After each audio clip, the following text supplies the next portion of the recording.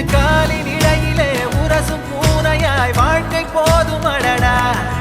எதிர்காணும் யாவுமே தீண்ட தூண்டும் அழகா